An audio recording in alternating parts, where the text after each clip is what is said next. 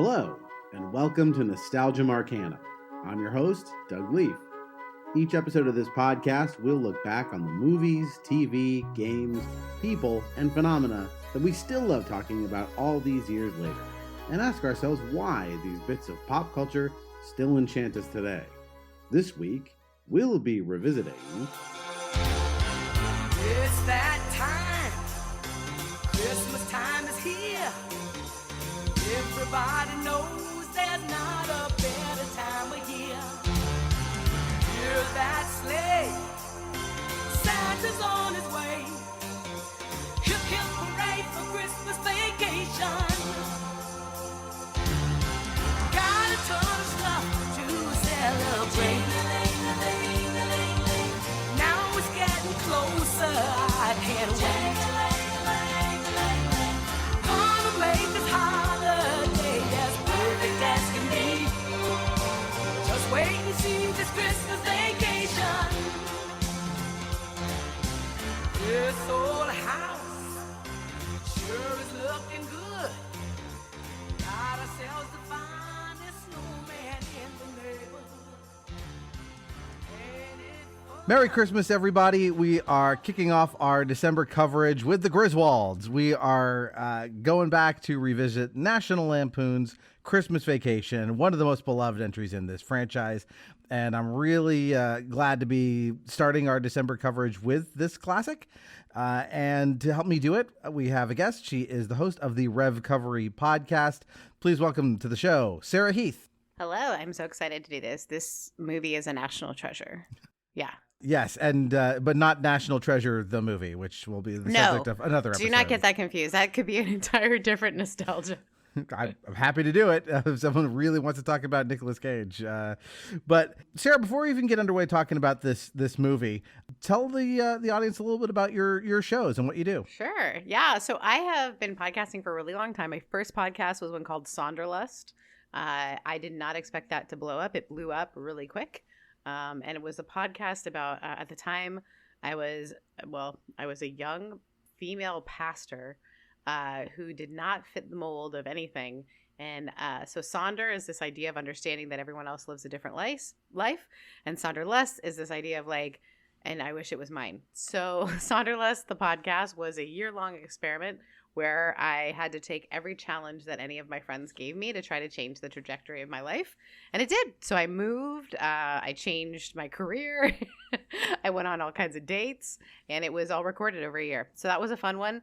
It did quite well. So that was Sonderlust. And then after that, I did a podcast with my really good non-binary friend called Your Favorite Ants, because we were the ants of the internet.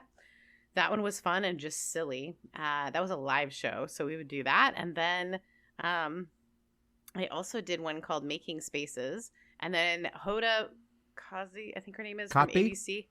Yep. She started one called Making Space that had the same premise, which was weird. So I did that for 3 seasons, and we're bringing that one back, actually. So Making Spaces is actually some of the consulting and stuff that I do around understanding what space means to people. So both literally and figuratively, how do we make space for people? So that one had designers, influencers, all kinds of people that are kind of making space for people, whether literally or figuratively. And then I left ministry. So I was a lady of the cloth. I was a clergy member for almost 17 years. And then I left local church ministry in 2021.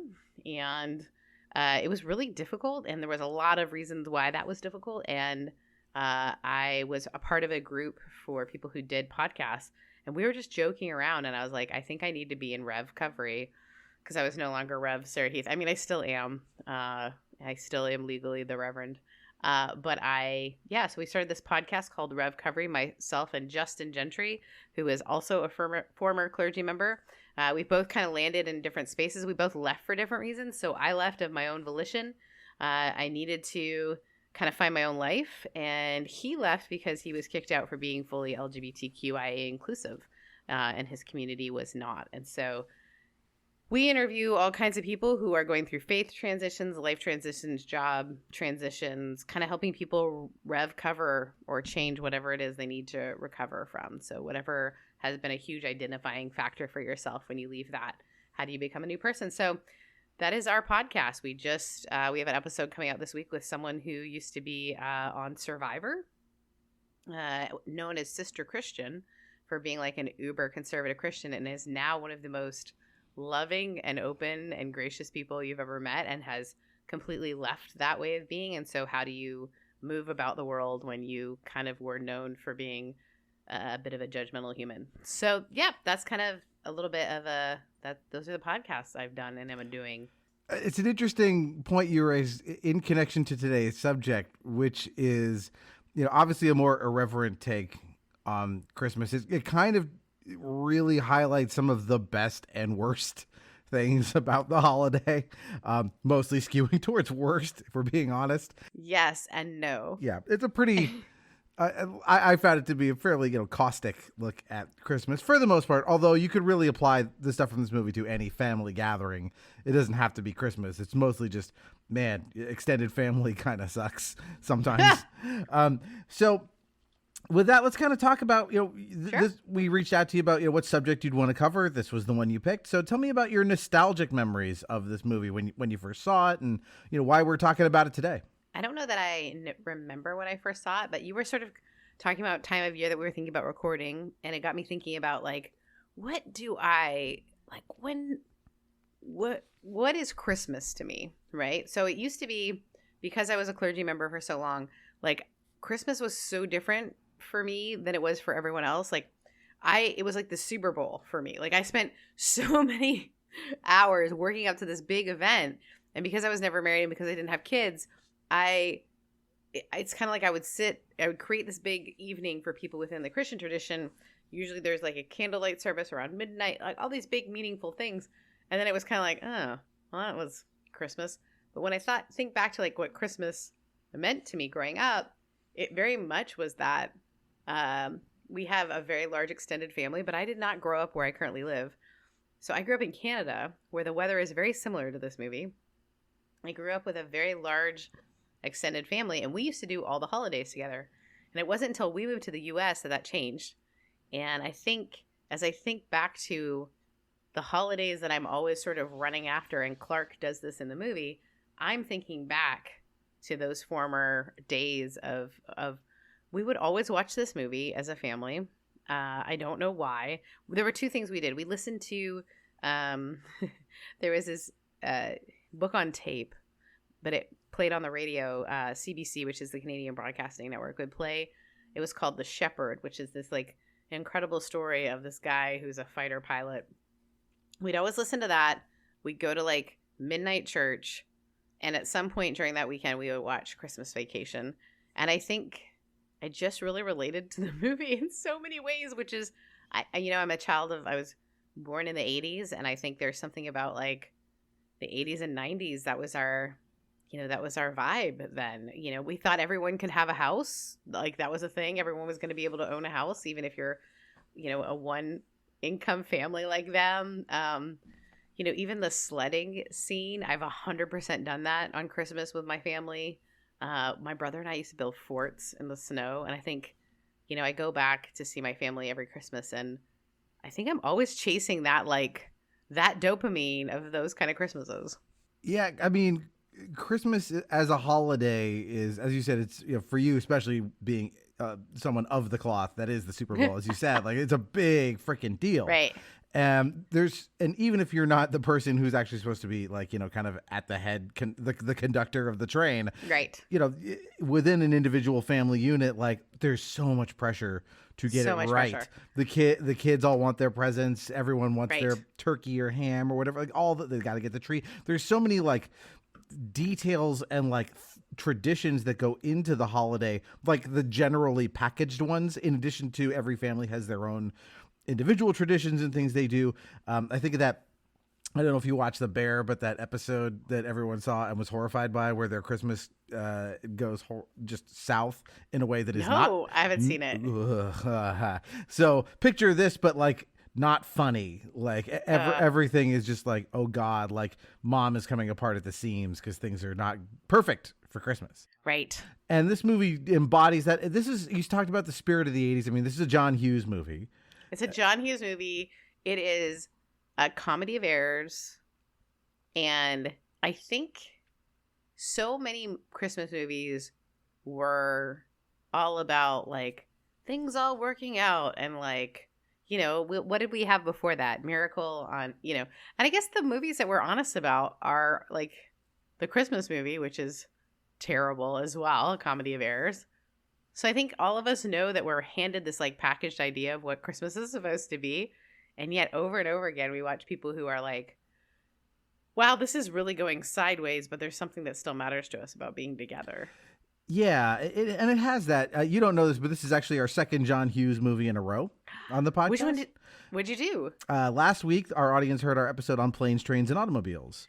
Yes. Which I think you can see the shared DNA between these two movies. Totally. John Hughes basically likes affluent people in Chicago where everything goes wrong, because this was followed up by John Hughes. I think Home Alone came out the next year, right? Now, for me personally, I don't have any nostalgic memories of this movie. I saw it for the first time this week. No way! You would never watch... I found out a big group of my friends had never seen Home Alone, and they had never seen Christmas Vacation. And so I run with a running group, and we're various ages. Some people are 10 years younger than me. Some people are 10 years older than me. But a big group of them hadn't seen it. So I have an Airstream, which is something that I'm rebuilding, and we did this thing called the Silver Screen, where we played Christmas movies on the side of the Airstream and put out, lawn chairs, and we ate s'mores. And some people were seeing these movies for the first time.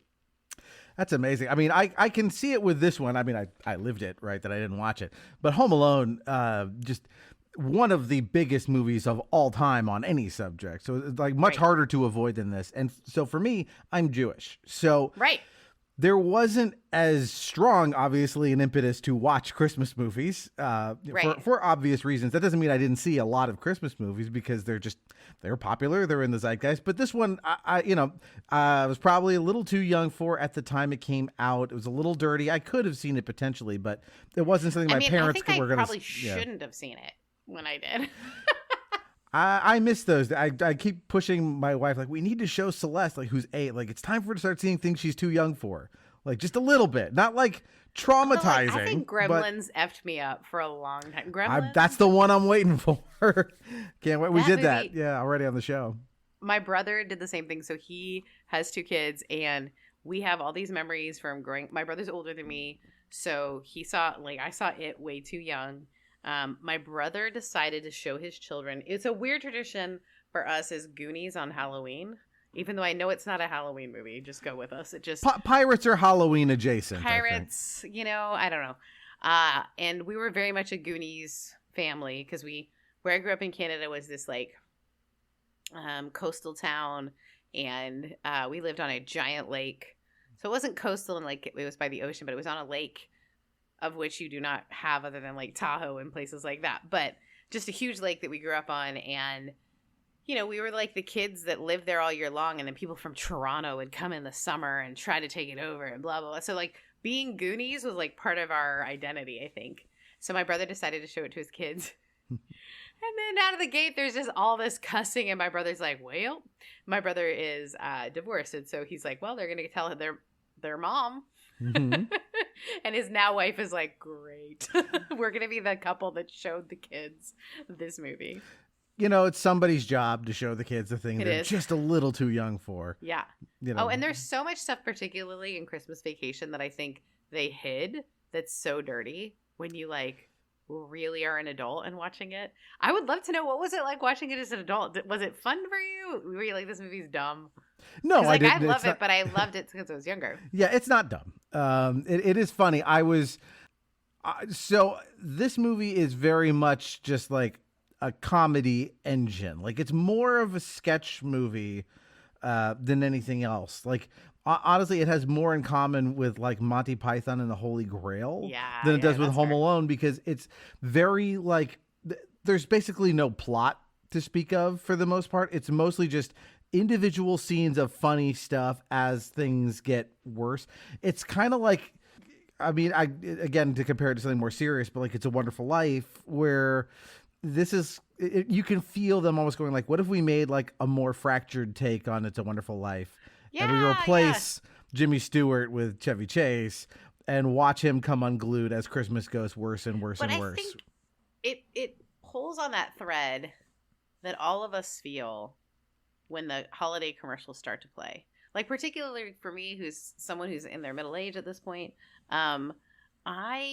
this is not the life I thought I would be leading. These are not the holidays I thought I would be having. And I think that's the whole thing of Clark Griswold, is he has this sense that he's not lived up to what he wanted to be. And so the question of, he just keeps trying to create that, and it's just not going well. And in really comedic and funny ways, because the truth is he has everything he wants, but he doesn't realize it, right? Because he's been sold this image of he's supposed to be a guy with a pool and all these things. And then the people who have all the things they think they want, which are the yuppies, by the way, yuppies, who uses that word anymore at all? The yuppies that live next door are miserable. And they have all the things that the world was saying, that's when you're going to know you've had enough, right? And they would be driving the Tesla truck at this point. Like that's who they are in this movie. They are like the quintessential, we have all the things and yet are completely miserable and not connected to each other. Yeah, Clark sets a very high bar for himself. And that's true of all the vacation movies. It's like, this is going to be the perfect vacation. Yeah. And you watch him come unglued as, reality keeps thwarting his expectations, especially his family members keep just, not pulling their weight or whatever it is, until he ends up having the Ren and Stimpy breakdown at the end, which, again, this is the third of these movies, so they know what they're doing as far as how these are supposed to go. But like I said, it still has a little of the underlying gee whiz Christmas spirit, but mostly I feel like this is an excuse to kind of let's just parody that. Let's just, spoof that as much as we can get away with. So compared to Planes, Trains, and Automobiles, that movie is all about heart-wrenching stuff. It's under the surface of all the madcap comedy comes crashing down. Some of this is too, right? I think some of it is too. It's just the relationship between him and his brother, the brother who can't, or cousin. It turns out it's a cousin, but we're not actually sure. That was weird. Yeah, it's hilarious. And you realize he also has these expectations of who he's supposed to be, and their relationship, where at first he's angry, I always have to kind of cover for this guy. I always have to fix things. I think it's this. There's so much going on in it that we can relate to. And also, it's so, like you say, parodied. It's so big. The boss who's not even aware what his name is and things like that, right? We can all relate to that. We've probably all been there. I might have been that boss at some point, right? But the beauty of this, I think, is that we can laugh at something that makes us feel uncomfortable until we are able to not feel uncomfortable about it. Until we're able to actually look at it and say, oh, this is a story of a guy who's trying so hard. And the moment he stops trying so hard is when it all works out. That's very much John Hughes. And I like that, he didn't direct this one, but it has this just a little bit of cartoon logic that he likes to do in his movies, where he just heightens things in this Bugs Bunny way just a little bit. Right. To kind of really make the comedy kind of come together in interesting ways. So there's a tone of his movies, a reality, a slightly heightened reality to most of them that this fits right in with. So there's probably a good chance to, or good as any spot to start talking about what's actually in the movie. So yeah, sorry guys. yeah, it's okay. This is how the show goes, so don't worry about it. So the movie opens with this. We've jettisoned Holiday Road for this outing to do this Christmas Time is Here kind of song over these animated credits of Santa Claus basically going to various houses and getting into trouble. And this is such an 80s thing. It's so good. That song, I sent that song to Amy, your wife. I was like, look, this song is in my head. It lives there rent free. Yeah, it's a good song, and I was just thinking about these animated intros too, Laura. Like, I think the last one of these I can remember was maybe City Slickers. Like this was like a thing that was like there was a handful of these movies that it was only in the 80s and early 90s with this hand drawn thing that's like has nothing to do with the rest of the movie. It's just like a funny bit to put the credits over. Getting you seated with your popcorn. Yeah, exactly. Yeah, it's like it gives you time to get to your seat with the popcorn so you don't miss anything important. So, but all right, so we open up the movie. The family is singing Christmas carols in the car, and they're driving out to go get a Christmas tree. And they're on their way to what we assume will be a Christmas tree lot, when instead they get into like this, again, we're starting out with Looney Tunes, but basically this road rage incident between them, another car, and then this giant truck.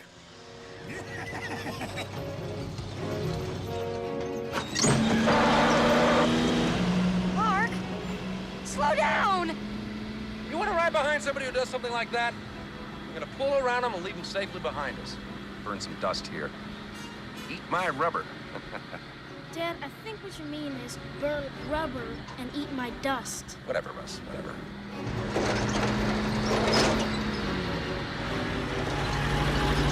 Eat my road, red liver lips! Okay, that's enough of that.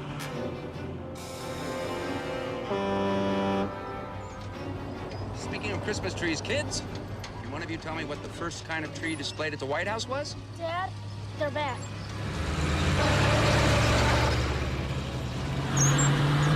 Clark, stop it! I don't want to spend the holidays dead. Honey, please, I'll do the driving, okay? Will you just take it easy, Ellen? I'm in complete control. Get around this egg timer.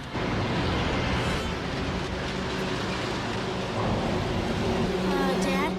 Dad?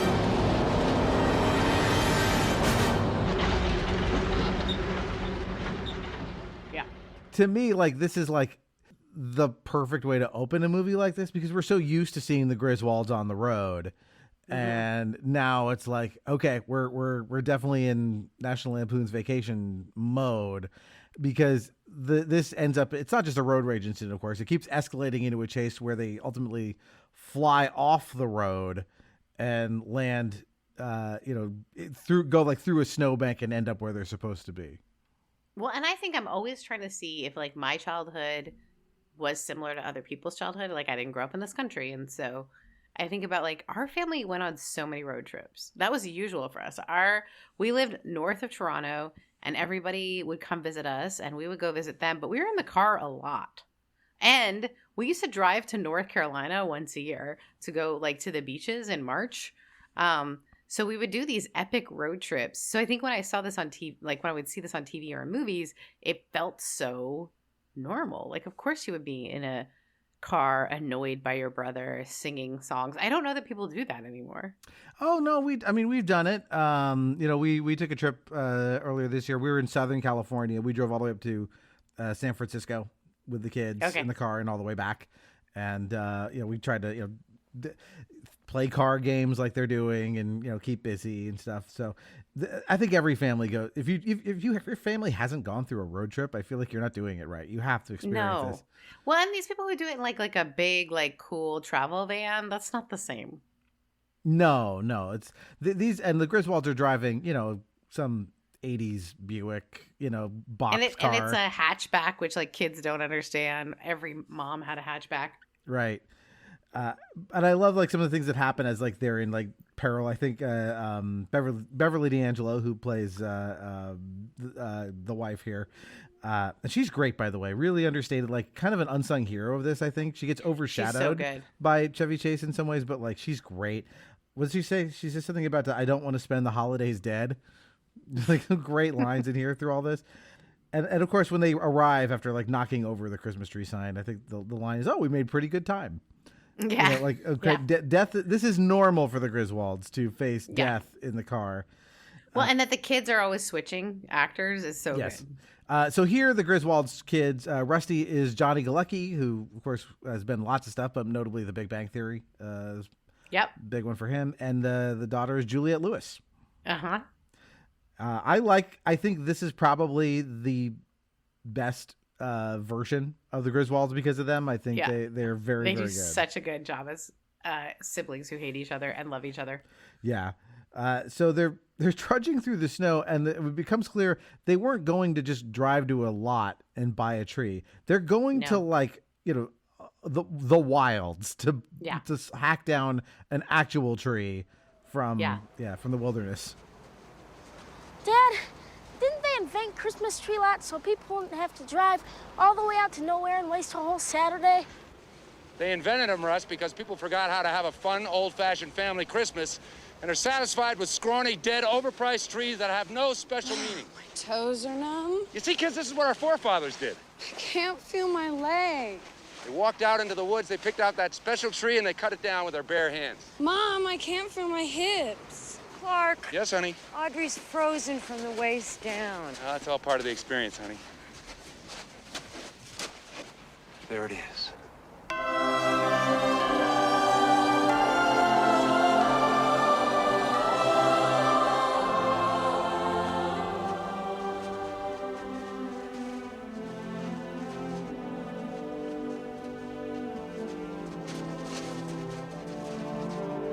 Griswold family Christmas tree.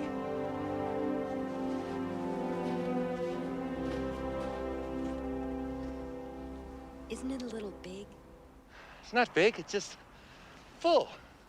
Dad, that thing wouldn't fit in our yard. Not going in our yard, Russ. It's going in our living room.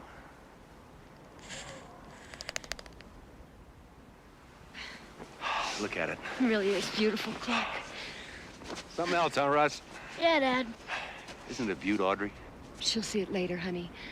Her eyes are frozen. Most enduring traditions of the season are best enjoyed in the warm embrace of kith and kin. This tree is a symbol of the spirit of the Griswold family Christmas. Dad, did you bring a saw? Which is what we do in other places. That is not something Californians do. Like when we moved to Mississippi, which is where my parents live, I was shocked to see these like tree farms. That is not the usual. If you're from a place that has trees, you just like literally go and trim your tree yourself. We have trees here. There's pine trees. It's in not my the backyard. same. Pine trees you can't. It's like so like in Bend, Oregon, what you can do is pay like I think it's like $5 or something to the parks, which is kind of cool, and then you can just pick your tree and take it on down. I'm sure there's places. I mean, California's a big place. I'm sure you can do it here. I live in by the coast, where you're not going to do that. We need our trees. We need all the trees we can get, and also there is no snow here. I did not see snow until I was 9 in person. That's wild. That's probably 9 days old when I saw snow. That's the climate here. You have to go all the way up to the mountains to get to it, which is like a 3-hour drive. So, just didn't. We all lost our minds. I think there was like 1 year where like the temperature got down to like 33, and there was like a couple of snowflakes by our elementary school, and the kids all lost their minds with excitement. So anyway, so the Griswolds go off to get a tree. I love that, like, again, cartoon stuff. He sees the perfect tree, and there's literally like animated God rays lighting the perfect tree. And it would be the perfect tree, but for the fact that it is way too big for their house or car. Mm-hmm. It also looks like it has like berries all over it. Like there's something that like you can tell this thing is going to be very sticky. Yeah, that looks like a sticky tree. And the whole idea of like his misunderstanding the size of his house, right? Or wanting it to be bigger, which his house is huge. Us Californians were like, what the hell? The house is huge. But again, it's that idea that his expectation versus reality are so different. And but it's also like partly like all he had to do was get out a tape measure before he left the house and just, okay, so this is a 9-foot ceiling. We have to buy This is how we know this is not my dad or brother. They would have already like figured out the schematics of the total width the tree could be, the height the tree could be. Not this guy. Couldn't you just cut off some of the bottom? I mean, I feel like that wouldn't be that hard. That's what people do. Uh-huh. Yeah. So yeah, they bring it home, and as they're driving home, you can see they didn't saw it because I think he says, "What did anybody bring a saw?" They forgot that. and so it's just ripped out of the ground. Yeah. And so they come That's home. an iconic image, by the way, too. Yeah. That you can find. Like, I have a Christmas ornament that is literally that car with the tree with the roots on it. I feel like there's a lot of images from this movie you could do that with. Like, there's a lot of very memorable, just individual shots of And stuff. they have, like, I have the moose cup that I know we'll talk about. I have that moose cup that I drink eggnog out of. Oh, nice. That's a great... Yeah, there's a fellow podcast that's a friend of ours, the Media Lit podcast, and on their show they always ask, if there was one prop from the thing you could get your hands on. And I was like, well, that's... For this movie, yeah, it would be the Wally the Moose cup. I have it. And you have it, so you won. So they come home. I love that Clark comes out, like, they just have him do the full Friday the 13th parody with a chainsaw that... You know, that's not something that I own. I don't know how many people actually own their own chainsaw. I own a chainsaw. Wow. Yeah, I get just living in Southern California. I have no use for it. You do not. Nope. Nothing that big I need to cut. Nope. I love that. Yeah, they're neighbors. So this is where we meet our neighbors. Todd and I think Margot are their names. Margot. Hey, Griswolds, where do you think you're going to put a tree that big? Bend over and I'll show you. You've got a lot of nerve talking to me like that, Griswold. I wasn't talking to you. Played by Julia Louis-Dreyfus and some guy whose name I forgot to write down. I don't know, Todd. I don't know, Margot. My brother and sister-in-law, they have matching pajamas that have Margot and Todd sayings on it. That's awesome. They suck. They are the closest thing this movie has to a villain. Yeah, they're terrible. They're terrible neighbors. And I love the lived-in relationship of how terrible it is, because like Clark has come, because they ask like, "Oh, where are you going to put a tree that big?" And Clark just comes straight out with, "Oh, bend over and I'll show you." Like that's that's where their relationship is at the beginning of the movie. Yeah. They also talk about the Griswolds like, you know, like there were 20 vacation movies we didn't see with what goes on with them on a daily basis. We're like, I don't know, man. Maybe Todd and Margot have a point. Living next to the Griswolds might be tough.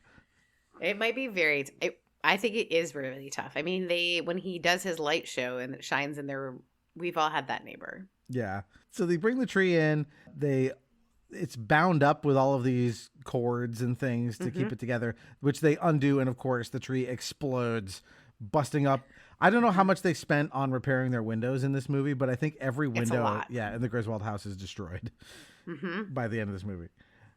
And now we get the like kind of family moment as Clark's poor sap-addled fingers are sticking to the magazines he's trying to read, and he tells Beverly D'Angelo, you know, how his trepidation about all of the family members coming over, because both sets of in-laws are coming and more, and she reminds him like, hey, you wanted the big family Christmas. This is part of your vision for the perfect holiday, right?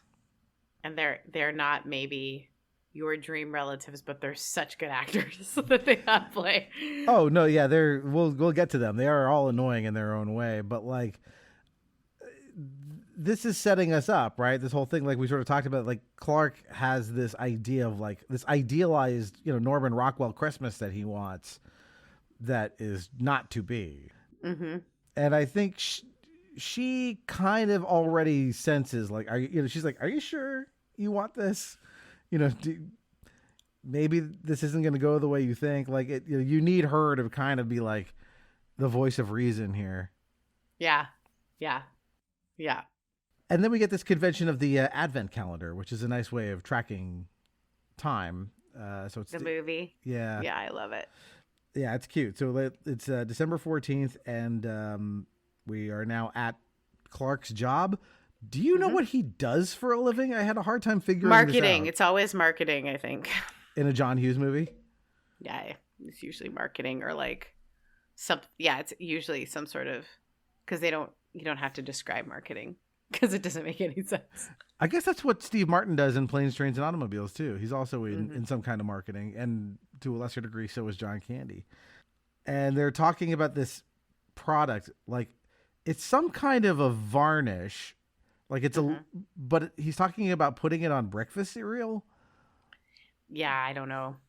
I didn't pay, like I watch it every year, I'll be honest. But I can't remember his job details other than that no one can get his name right is hilarious. Yeah, it's not like he has a weird name, but No. But they're all talking about what they're going to do with their Christmas bonuses. They're all big on their big bonus checks. And I think his coworker, is that not the dad from Ferris Bueller that he's talking to? Yeah, it is. So this is the second time. Again, Planes, Trains, and Automobiles. I'm like, look, it's the same guy doing the exact same character. Yeah, I think it's kind of like the BBC where they only have like 6 actors and they're like, who wants to be the bad guy this time? All right, who wants to be the goodie? Who wants to be the baddie? It's similar. Yeah. And so we meet Brian Doyle Murray, another 80s movie staple, who comes in and he demands a summary on this cereal varnish, which sounds horrifying. And I think it's like a sugar. Yeah, he talks about it like it seals in the cereal or something in some way so it doesn't get soggy. There used to be sugar cereal, like everyone, when we somehow sold it to parents that kids need to eat cereal every morning. And then kids were eating like sugar, like a solid amount of sugar every morning. Like Honey Grams. What was the one with the bee? Oh, Honey Nut Cheerios. Yeah, Honey Nut Cheerios.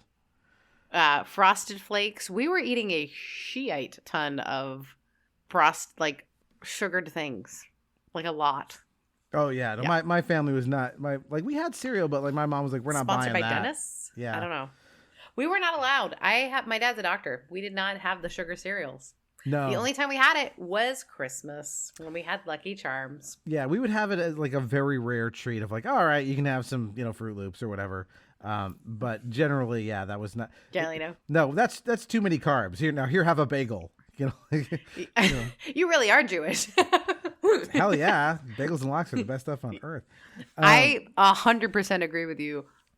Your sweet wife has had to order it. She's been so kind and found it for me. Oh, bagels, are they hard to find? Or? Bagels and lox. Oh, Like we'll be ordering stuff for her, and I'll be like, "Can I get the bagels and lox?" And she finds it. yeah. No, they're not hard to come by, but you got to know where to get them.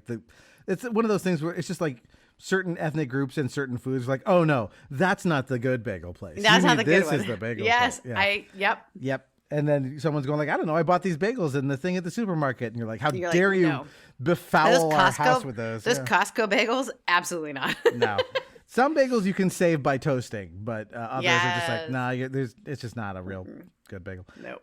The one I would point you to is even better are horns. Horns are basically like a Kaiser roll, but it's in a crescent shape. Yes. You toast those and put cream cheese on them, and they are heavenly.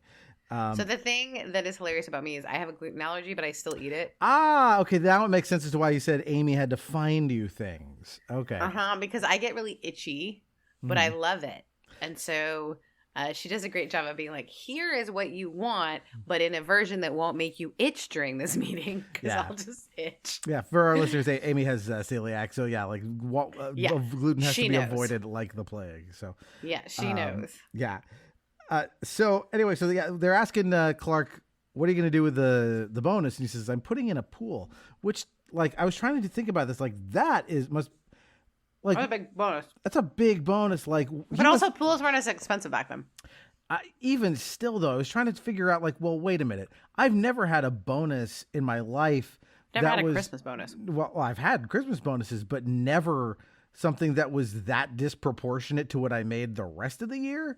So I was like, what is Clark pulling down a year that just his bonus will buy him a pool?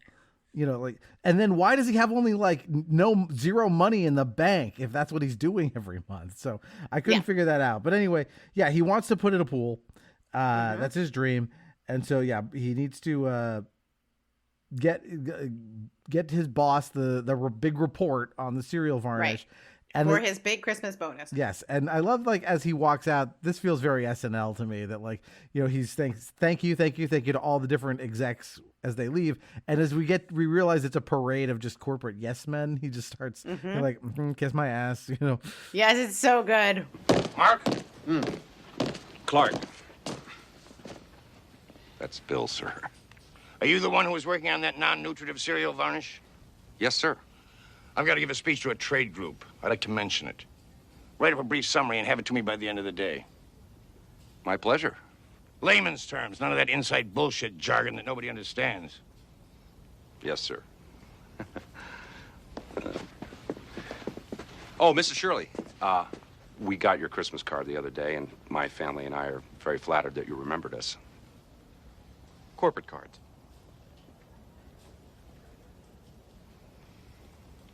Don't forget that report, Bill. Yes, sir. Thank you. Merry Christmas. Merry Christmas. Merry Christmas. Merry Christmas. Kiss my ass. Kiss his ass. Kiss your ass. Happy Hanukkah. He has the kind of the Kevin Nealon gene too, where he can just like, he kind of deadpans insults in such a calm, like almost as Kevin Nealon would do it, he would call it like subliminal man or whatever he'd call it. Like Chevy Chase is very good at that. Oh, so now we get to this scene where he hits on, he's going to buy Christmas presents and he starts hitting on this hot woman. While his son is with him. While his son is with him too. And it's more like a middle-aged guy who doesn't like it. He's not really hitting on her. That's the part that's really funny, is that it's more, he doesn't know what to do with her just trying to sell this thing. He's clearly not been flirting with women for a very long time. Yeah, like, I guess that's right. He's not exactly flirting. He like wishes he could flirt. But he can't. And he can't, like, all this transaction has to be is like, hello, I have some goods I would like to buy. Here is some money. Thank you. That's it. And like, it's just this parade of like puns, essentially, or like, or Freudian slips. Oh, it's a bit nipply out today. You know, that stuff. Yep. I guess wouldn't be any. Oh, wouldn't be the Christmas shopping season if the stores were any less hotter than they are. Whew, it is warm in here. Well, you have your coat on. Yes. Oh, do I? How did that happen? Because it's cold out? Yes. It is. It's a bit nipply out. I mean nippy out. What did I say? Nipple? There is a nip in the air, though. Can I take something out for you?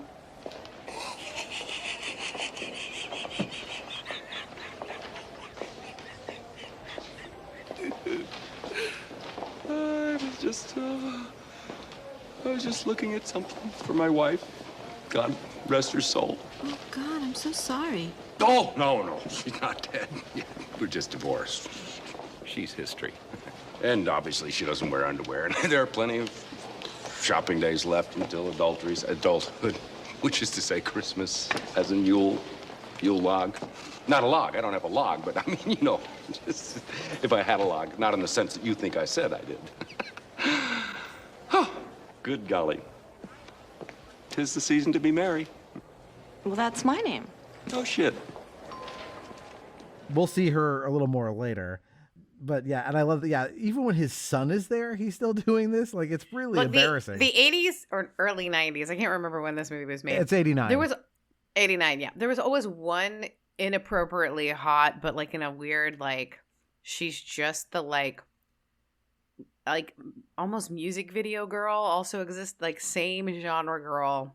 No reason for her to be in the movie, but she's in the movie. Yeah. The one that comes to mind is actually from something a little later, but when Jim Carrey gets into the elevator in Liar Liar, and he has to, it's like, oh, it's because your boobs are big. He can't help himself.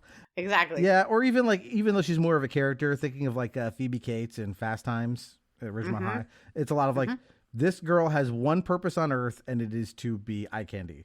Which is just not actually how any human is. But yes, this girl who encounters this man who is clearly with his son, and he doesn't know what to do with her being really pretty. And that's the whole, it is this most awkward lingerie buying awkward moment. Yeah, from his point of view, this is an unfortunate comedy. From her point of view, it is a horror movie. Yeah, it's like, I need this customer to move along. Thanks. Yep. So we're back home. Kids are like literally watching It's a Wonderful Life, and the doorbell rings, and we just hear arguing outside, and it is both sets of grandparents. Yep. And this really hit home for me because they come in and they're greeting everybody, and there's this montage of everyone talking about their like various ailments. Yep. That rang very true to me. Just and your family. Oh yeah, like I remember like one year we were just my cousins and I were just cracking up because it was just like all our parents were talking about. It was like, oh, my colonoscopy, you know, like that's all they could talk about. And now I'm 44, and guess what we're talking about while the kids are laughing at us? You know, it's, right. It comes around, but yeah, that struck me as very, very true. And so now we go into the segment of the movie where Clark is trying to engineer his light show. Mm-hmm. So obviously, again, we did not do much in the way of lights growing up. We do more now, Amy and I, just to kind of have fun with it with the kids. But did you guys? I mean, especially with you being again in the clergy, was there any pressure? We got to light this house up. Well, not for me because again, it was just me. But for my parents, we lived in a house that was on, lots of snow. So we would light it up. My dad's very handy. So I think that's why like shows like this made me laugh. My dad now does quite a display. Our family, I grew up in the Christian tradition, but not in maybe the way that some people would think. Like they weren't, although they are people who attend a community, they are not like going to have like weird lit up crosses on the, like the like, the baby Jesus is not going to be on our lawn. But my dad did do the light up deers. They're so pretty. And he does like everything. Now it's all white lights. Everything is very classy.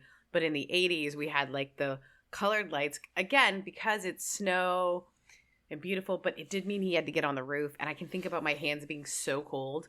And back in the day, the lights weren't in sequence. So if one light went out, done. And you had to figure out what light it was. Yeah, that light lottery thing is the worst. I've encountered that, putting up, whether for Halloween or for Hanukkah, like putting lights up in the house. And that's always like, well, time to just throw this in the trash. It's not worth it. Yeah. Well, and now lights are on a sequence, so you don't even have to worry about it. Like you mostly. Yeah. This is probably my favorite part of Christmas. Again, speaking as the person on the outside looking in, just the light show. Like this was always my favorite thing about it, was like, I remember walking around like where my grandmother lives, just pointing out all the lights. Now where we live, they're not our street, but the next street over is one of those like Candy Cane Lane kind of streets where they go all out. That like people will drive for miles to see it. Oh yeah. 'Cause where you live, for sure. Yes. And it's you tune the radio to the station and the lights match the radio station. That's your neighborhoods. Like down by you, absolutely. There's some of that. Yeah. This isn't the only one, but there's a few close enough for a short drive, and like that'll be fun. We take the kids and like, all right. And then we'll go like week after week and like, oh, let's see how much farther they've progressed. But obviously very few of them approach even as like, crazy as they go with the lights. What Clark is doing is bananas. It's bananas and like 1,000 OSHA violations. Yeah. And his kid's up there and he's like stapling the lights up. I kept waiting for him to get electrocuted doing that, just because again, the poster or like the cover art for the movie is literally him being electrocuted. So I kept waiting for that. Doesn't happen. No. He still gets plenty injured, but not that way. The other thing that was like felt very real is like he hands Rusty the big ball of like knotted Christmas lights from the last year. Yes, we've done that. We have done that. Every year I promise myself, like when I put these away, I'm going to do it in a totally different way. Not going to have to deal with this. Nope. Every time. So I think the neighbors at one point are like, I hope he falls and breaks his neck. Cut to Clark on the ladder almost doing that as he like flops. I mean, this is the word, like real life intruding. Like people die doing this every year. Like it's pretty intense. Yeah. And yet here we are. I mean, we now have 15-foot skeletons. So we are now not even being just Christmas people who do these big things, right? Our lawns are our pageantry. It is our creative expression. Oh yeah, no, I would get one of those 12-foot skeletons for sure if it was like if I had a place to put it. I guess I could keep it out all year. I could be that weirdo. Yeah, there's nowhere to store it. Yeah. I think there's a nice little exchange here. I think Rusty says like, overdoing it, Dad? And he says, when was the last time I overdid anything? Very, very Clark. So we get this quick shot of the granddads are synchronized snoring, and grandmas are making a gingerbread house. And so after Clark's slide down the ladder, now he's at the stapling point, and this is where he like staples his shirt to it. Yep. And then like that rips, he falls backwards then forwards on the ladder. And this got me thinking about like Chevy Chase's career, Like, he started at SNL, being like the slapstick, like pratfall guy. Yeah, yeah. Did you ever watch any of that growing up or no? Oh, absolutely. And then Fletch Lives, all of that, where he's just like getting the crap beat out of him all the time. Yeah. Yeah, he was pretty good at this physical stuff. I mean, I don't know how much he liked doing it or how much was just like, I don't know, you're going to be Gerald Ford falling down a flight of stairs every week on SNL. But like, it just followed him that like, yep, we're going to make you do some pratfalls and stuff. So I'm sure they did this safely, of course, but this kind of leads up to him doing this on the roof at night. And this was where it starts to get nuts. Like, he slides down the roof by accident. He grabs onto the gutters, which bends like outward at a 90-degree angle. And as he does that, it fires the frozen water out of the gutter. An icicle. An icicle missile that hits Todd's stereo and blows it up. Yeah. Yeah. The best part of this is the aftermath, though, I think, with Todd and Margot. Yeah, they have like a massive fight and they're falling and the lights are on, and the lights, the gag too is that the lights don't work and then they do work and they don't work, then they do work. Yeah. The other thing I like about this is the scene where, so they're trying to solve the mystery of how their stereo got destroyed because the projectile has melted. Mm-hmm. And this is such a, like, I feel like this is like a classic riddle you tell a kid. We're like, oh yeah, there's a guy and he's shot and they can't find the bullet. And like the solution is because the bullet was made of ice, so it melted. Or yeah, yeah. It's an Agatha Christie movie. It's like there's so many, like the icicles kill people in Canada all the time. By the way, really? All the time is an exaggeration, but it has happened. Yes, they're sharp and heavy. Scary hazard. Yeah. So now we get the unveiling of the light show. And yeah, the big drum roll and nothing happens. You want to hurry this up, Clark? I'm freezing my baguettes off. 250 strands of light, 100 individual bulbs per strand for a grand total of 25,000 imported Italian twinkle lights. Hey! 25,000. Well, I hope nobody I know drives by and sees me standing in the yard staring at the house in my pajamas. If they know your dad, they won't think anything of it. Fire it up, Dad! I dedicate this house to the Griswold family Christmas. Drum roll, please. Drum roll.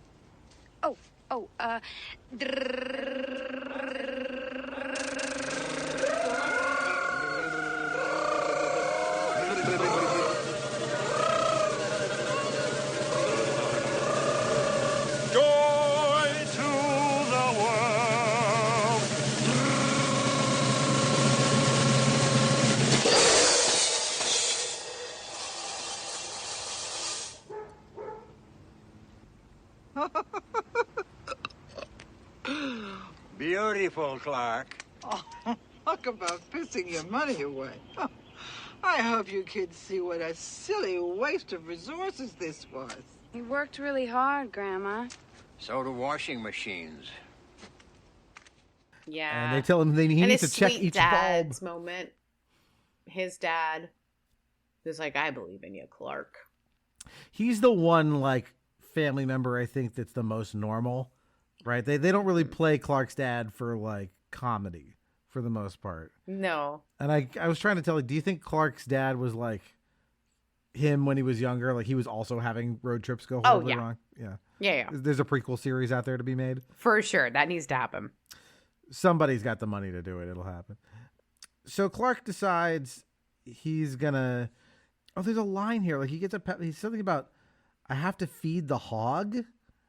I have this in my notes, and I gotta remember where this came from. That he just says that like it's an expression people say. I have to feed that. Oh, I think it's like he has to. The hog is the generator. Oh, okay. Yeah, he's trying to figure it out, and I know that, like as you said, like what we see is there's a switch somewhere in the house that he thinks that he hasn't plugged everything in correctly, or that one of the bulbs is out. It's not that. It's just the way he's wired it. There's that one switch in the house. One switch that the people keep turning on and off because they're walking in and out. Yep. So Grandpa goes to sleep under the sexy lady poster in Rusty's room. and Clark still late into the night checking every bulb. The next morning, Clark decides to sneak up to the attic, and he gets hit in the face by the ladder on the attic door. Yep. Going up, he goes there to hide a present and finds a dusty old one from like some Mother's Day past. And then Mom closes the attic door behind him, locking him up there. Right. Well, the rest of the family goes shopping. Yep. I think he tries to like get their attention, right? He like sticks his head out the window. Yeah. And it's like, hey. And it's cold up in the attic, and he has to put on his mom's clothes. They also do this cartoon shtick where he keeps stepping on planks and hitting himself in the face. Yeah. The Simpsons would borrow with Sideshow Bob much later. Mm-hmm. He stands between the beams at one point, and he's like he puts on a fur coat because he's getting like frozen up there, and he just like plunges through the soft part of the floor. My dad's done that. But on top of the bunk bed, so there's still not enough room for him to get out of the attic. Yeah. My dad's feet went into my parents' bedroom. God. Needless to say, they've now put a floor up in the attic. Yeah, I've never had a house with an attic that you could walk in like that. Like so this house it has an attic, but I wouldn't. You can pay me to go up in there and like crawl around in it. It's probably a very small, confined space where nothing but spiders are. So. Yeah, that's something too. I think that's why there's some nostalgia for me about all of this. Is I'm from a place where there are basements and there are attics, and that is not. I have lived in California now for so long where there aren't basements and there aren't really attics. They were both like the best places and the most mysterious. Yeah, they really sell that. I think in any movie where there is an attic or a basement, like going down into those spaces, you might as well be going down to like the Phantom of the Opera's lair. Like there's something about like we're not supposed to be down here. This is outside of the map, right? We're on the edges. So he finds some old family reels and just spends his time just watching home movies. Remembering that he's always loved Christmas. He's always tried to make it big. Yeah. It's so funny to think like this is how people would experience home movies. This was it, right? Just having these little film strips and stuff. Now it's like it's all in our pocket on Facebook. It is, but we watch them less. So they say we look at photos of family less. Because we have them with them all the time, but we don't. I don't take the evenings to look. I don't sit down with my family and make them scroll through my photos when I go on a trip. But back in the day, that used to be how you talked about it. Yep. We had a slide projector. My that's parents would take out and go like, okay, it's time for slides on the wall. We're going to look at old pictures, and it was going to be fun. And I love that. Yep. So, yes, the family comes home, and unfortunately, Clark is watching these while he's sitting on the attic door. So when they open it, he just comes falling out, which, again, injuries that should kill Clark. Dressed in his mother's clothes. Yes, dressed in his mother's clothes. And we get this quick shot of Todd and Margot in what I've written down in my notes as space suits. But I guess this is some They were real. They were like these workout suits you would work out and make you sweat more, supposedly. And that would help. It's like doing hot yoga all the time. Yeah, they look like they're made out of mylar or something. Yeah, they are. So it would make you like sweat so hard that you would supposedly burn more calories. It looks miserable. It is miserable. I guess that's their thing, right? They are doing all the right things and being miserable doing it. Mm-hmm. So Clark is in the front yard. He's still working on the light show, and he can't get it to light. They check all the connections, and then Grandma flips the switch accidentally, unbeknownst to them, which triggers a supernova level of light. So much lights. Are you out here for a reason, or are you just avoiding the family? No. I still have a couple hundred more bulbs to check. In the meantime, I can light the Santa and the 8 tiny reindeer and the Merry Christmas sign. That should look good. Ready? You want me to do the drum roll thing? No, it's okay. Here goes nothing.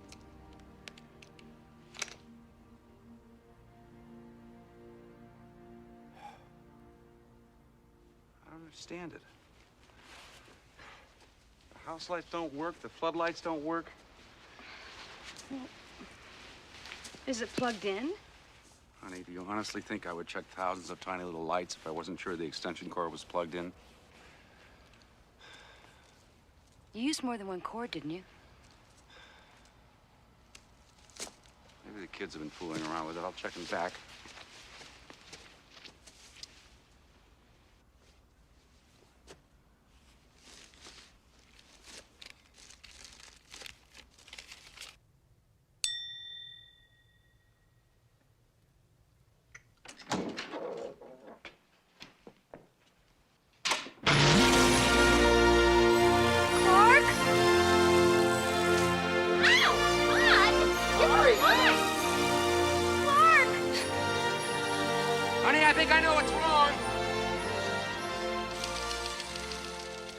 And I love again, we get this from Todd and Margot's point of view, which is just, it is blinding.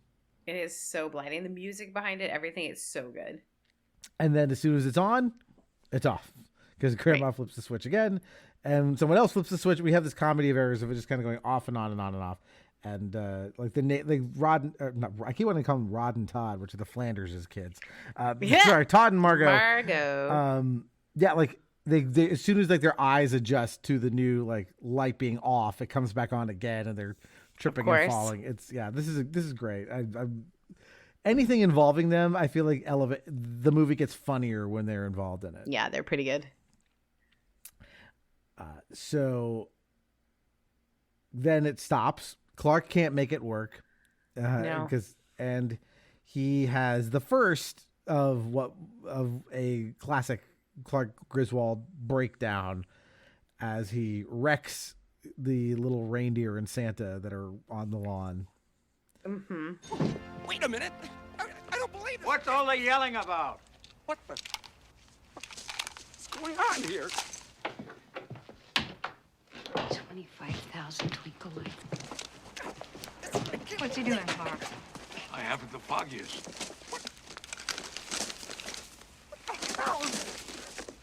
What is wrong? Damn it! Damn it! Oh, God damn!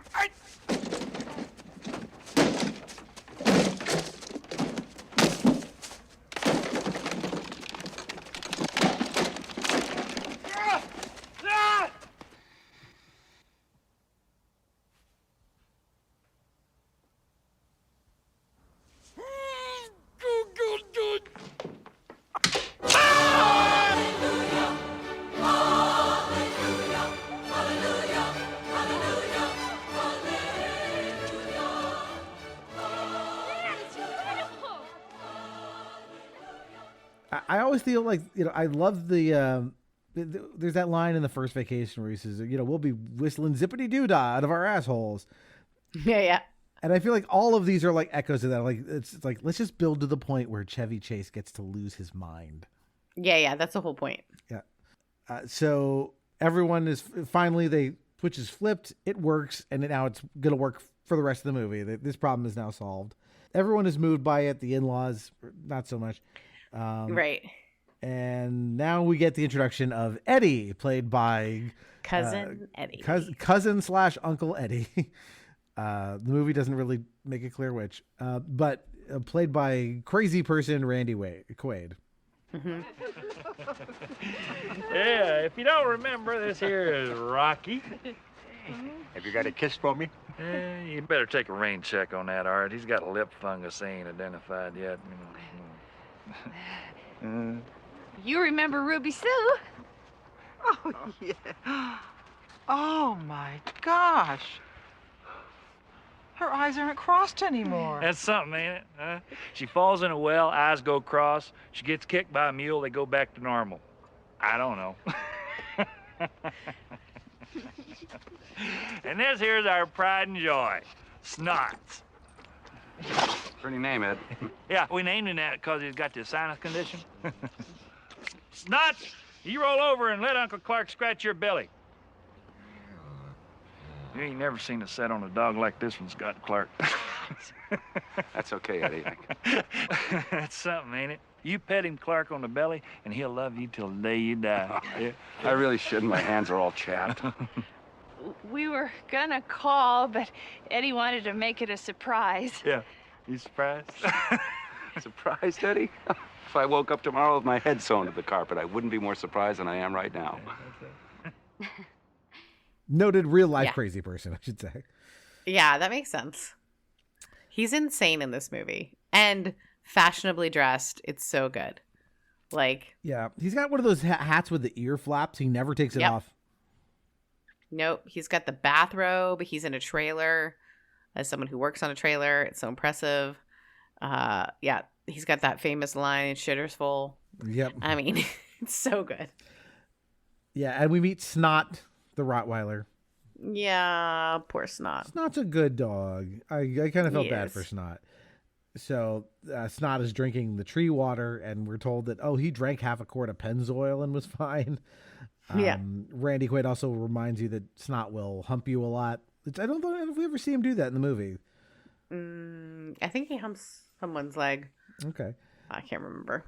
And this is where the Wally the Moose eggnog cup shows up. Yeah. They're drinking the eggnog. Clark's trying so hard to welcome Eddie and make him part of the story.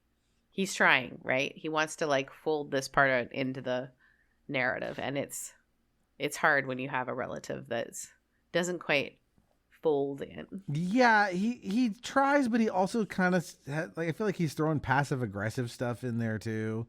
He's kind of well, it's his wife who really wants to make space for them. Like, it's Christmas, Clark. Right. They were not on the invite list, I believe. They were not anticipating them showing up. No. And so at first it's like, well, maybe they'll sleep in their RV. It's out in the front. And they're like, no, they can come and sleep in here too. There's room in the house somehow for all these people. This house is huge. Yeah. And we hear a little bit more about like, they have more kids that aren't even there. They have like older kids. Like I said, one's like training to be a carny. Yeah. So we go back to work. Clark brings Brian Doyle Murray, his boss, a gift. He's told just put it there with the others, which he does. And again, just a quick scene of him. He's persona non grata at the office, basically. Yeah. And now we get to the scene with the sleds. Yes. This is a new non-caloric silicone-based kitchen lubricant my company's been working on. It creates a surface 500 times more slippery than any cooking oil. We're really gonna fly down the hill with this stuff. Has anyone ever used it on a sled? Not that I know of, Russ. Well, don't go putting none of that stuff on my sled, Clark. You know that metal plate in my head? How can I forget? I had to have it replaced because every time Catherine revved up the microwave, I'd piss my pants and forget who I was for a half hour or so. So over at the VA, they had to replace it with a plastic one, and it ain't as strong, so... I don't know if I ought to go sailing down no hill with nothing between the ground and my brain but a piece of government plastic. You really think it matters, Eddie?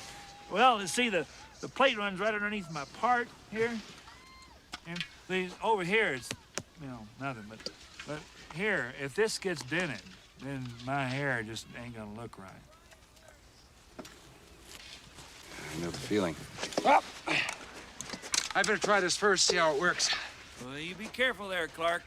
That's Nothing to worry about, Eddie. Going for a new amateur recreational saucer sled land speed record, Clark W. Griswold Jr. Remember, don't try this at home, kids. I am a professional. Later, dudes.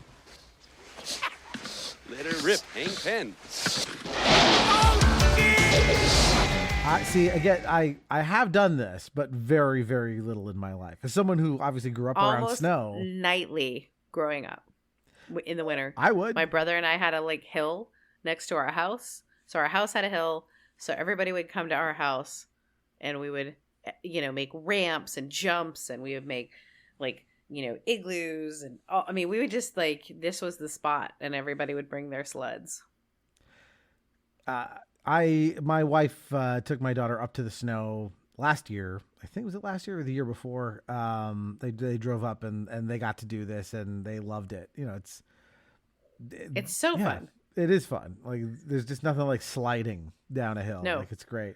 Out of control. Except, what do they do to make it even more? He brings out his cereal varnish, and he's even lecturing about the technical stats of this stuff and how little friction there is, whatever he says about it. And I love the timing on this, because he sits down, he's like, all right, I'm going to show you how it's done. And he kind of gives it a 1, a 2, and a 3. And he doesn't just start down the hill. He takes off like a bullet. Yeah. And then flames. Mm-hmm. Yeah. Flames, careening through businesses. Again, we're going to crank this up to cartoon levels of violence until he skids across a busy street. And finally we just see him sort of careening towards, I forget what this is, but there's some kind of box in the middle of a Walmart parking lot. And we just see him like head towards it from his POV, and then we cut to black. Yep. Miraculously, we don't cut to the hospital. Yeah. So we just cut to December 21, however long it's been on the Advent calendar. And Clark is at work, and he's again having a conversation with Ferris Bueller's dad about, hey, did you get your bonus yet? No, not yet. And he just stands at the window and imagines what life would be like if he had his pool. Mm-hmm. Again, with like the Fast Times at Ridgemont High a little bit, because our checkout girl from before is back in the pool, just half dressed. And then I think it transitions to what? It's Eddie he's imagining now. Then Eddie ends up like jumping off the diving board. Yeah. Ruining the moment with the girl. Because just when you're going to see her naked, because who doesn't take their swimsuit off in the back of a family pool?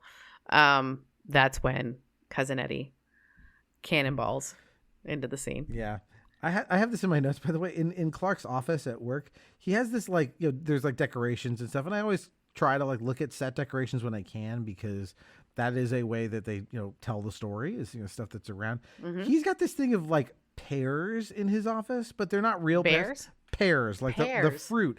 But they're like the size of a human head, like each of them. They're like huge. I've not noticed that. It just stood out to me of like, oh, he's got pears. Oh, they're gigantic. What is this like decoration? It's weird. I wonder, but that was the thing, right? We had potpourri in the 90s, 80s and late 80s, early 90s.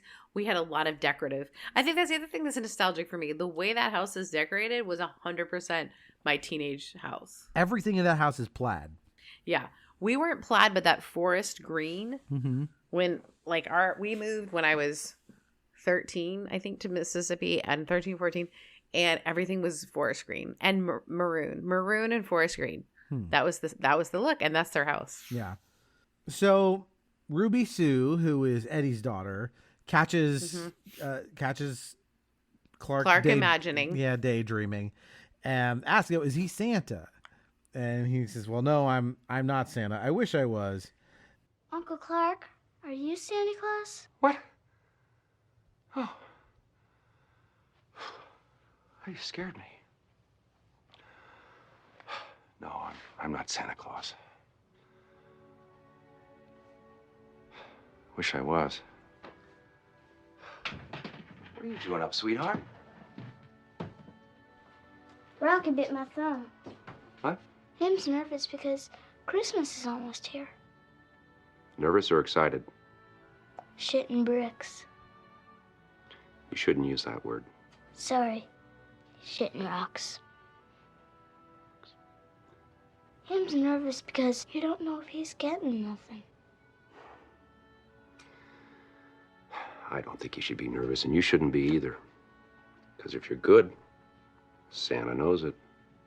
And if you believe in him, and you believe in your mom, and you believe in your dad, and if you've been good all year round, Santa Claus is gonna bring you something. Sometimes I think all that Santa crap's just bull. If he was so real, how come we didn't get squat last year? We didn't do nothing wrong, and we still got the shaft. Well, I happen to know for a fact that Santa Claus is real. And in the next couple of days, somehow I'm gonna prove it to you. And she talks about how she and her brother are shitting bricks because they're nervous they're not going to get Christmas presents this year, because she thinks that maybe they've been bad. And of course, the reality is that Eddie can't afford to buy the Christmas presents for their kids. Right. It's like this really poignant, sad moment. And then he takes them to what I think is the equivalent of a Costco. Yes. Yeah. He's going to go buy them the Christmas that they can't have, which is sweet. And I like that, Eddie, when that happens, is trying to, he needs to accept this charity. He's going to put up the front of like, oh, you don't have to do that. But really, he's very glad that is happening. And then there's a line in there that is one of my favorite lines, and I used to repeat it all the time. So Clark is letting Eddie buy presents, and he's like, he says to Clark, well, with that, get yourself something nice, something real nice. Yeah.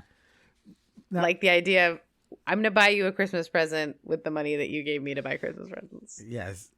In between those two things, by the way, I forgot to mention this, but this is important for something that'll happen later. We were told that Eddie has been emptying the chemical toilet from the RV just straight down into the sewer. And there's a warning that, this is going to create a lot of flammable gas, that you don't light a match anywhere near that, which, check off. That's going to be happening. And during that shopping scene too, Eddie also reveals they had to sell. He says they had to sell their property to get the RV, which is half true.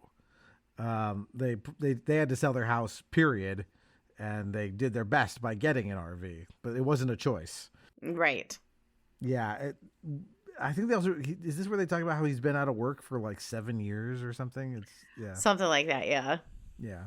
So it's now December 24th on the Advent calendar, and we meet Bethany and Lewis.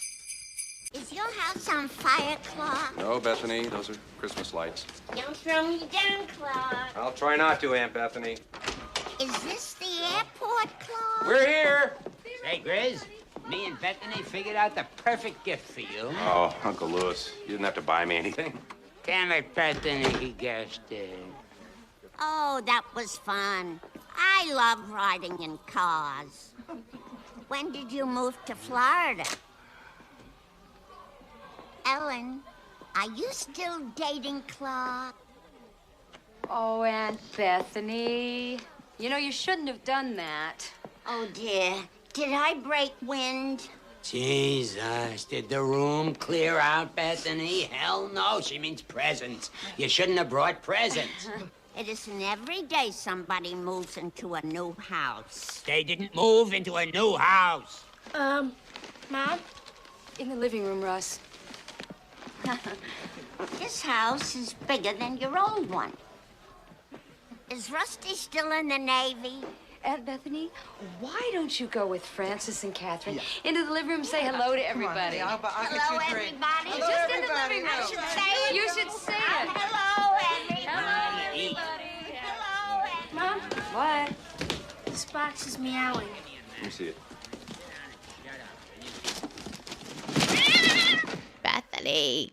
Bethany. I love her voice. Do you know who she is in terms of her voice? Because when I heard it, I was like, oh, no way. Is that? And it is. Who is it? Betty Boop. Oh. She's also, it's Betty. Oh. And Olive Oil. She was the voice of Betty Boop and Olive Oil. Yeah. So once you hear it, you can't unhear it. You're like, of course it is. And that actor has been in so much stuff in the 80s and 90s. Like, he does such a good job of playing a senile old man. He's so good at it. Oh, William Hickey, who's Uncle Lewis. Yeah, character actor. We talked about him on the podcast recently because he is Dr. Finkelstein in The Nightmare Before Christmas, which we covered. Yeah. He also in The Producers, he has a great scene, but just one of those character actors that's like, he's just been around forever, or was, I should say. And it always turns in a great kind of dry, funny performance. So they're in, and they're the last of the family to arrive. And they ask, Clark is going to give a toast, but they want Bethany to say the grace. Oh, it's so good. Well, it's not quite grace, is it? No. I mean, some not my brand of Christianity would think it was grace, but there are some brands of Christianity these days that would think that was grace. Sure, yeah. What she says is the Pledge of Allegiance. Pledge of Allegiance. Because it's the only thing her brain can. Pledge allegiance. But the way she says it is just, and everybody doesn't know what to do, so they just go along with it, which I think is a statement overall for our experiences during these like holiday times when we're forced together. Is like, well, we just make the best. Yeah, even like Eddie, who we know has military service, like he gets up and he's got his hand over his heart, like he's like, okay, we're doing this. Yeah, and then another great cartoon, but they ask Clark to carve the turkey, which I guess Eddie and his wife were behind this part of the meal, and he cuts into it, and it's like almost body horror. Like the turkey it goes, whoosh, it deflates. Yeah, it's like hollow inside. They're joking about how dry the turkey is. Like, oh no, I cooked it too long. Like, if your bird does this, do not eat it. Like, no, this. It turned into jerky on the bone. I got like Ridley Scott Alien vibes out of this thing. Like when you, Yeah, like, the it's way really it like gross. opens. Yeah, it's super gross. Cut to shots of them all trying to eat it, like chewing and chewing and chewing. And Yeah, chewing. because they want to make them feel better. Again, it's like there are some really beautiful moments. Like they're trying so hard to make her not feel like a bad mom Yeah. or not capable or, like she doesn't add to the experience. Well, things are going to go from bad to worse. Clark tells the kids that Santa is on his way, only to be kind of interrupted by the table shaking, and its poor snot is just puking up everywhere because he had gone through the trash, and we see, I mean, anyone who's owned a dog has had this happen at some point. Yep. Absolutely, yeah. Trash the house, and so Clark has to go handle that. And while he's cleaning that, Uncle Lewis lights up a stogie, which will become important in a minute. The cat is playing with the lights on the tree and unplugs There was them. a cat in a box. Yeah. First of all, the aunt Oh, had put her cat. She had wrapped her cat as a gift. Right. And they do that bit where he's like shaking the box and it's screaming. And there's a cat. Yeah. At least that the cat got out of the box. That's good. Although, right. And then it's playing with the tree or lights. Yep. And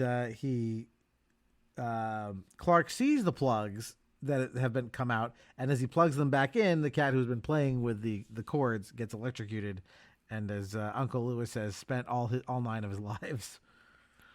And it's not like this is again like it's not played for sadness. Like this fried cat is again in line with the turkey, like in terms of body. Right.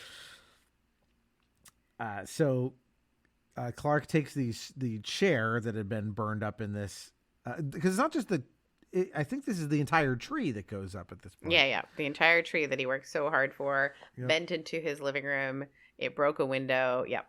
And Uncle Lewis is on fire, which they have to put him out. And this is the first time. I think this is also there's.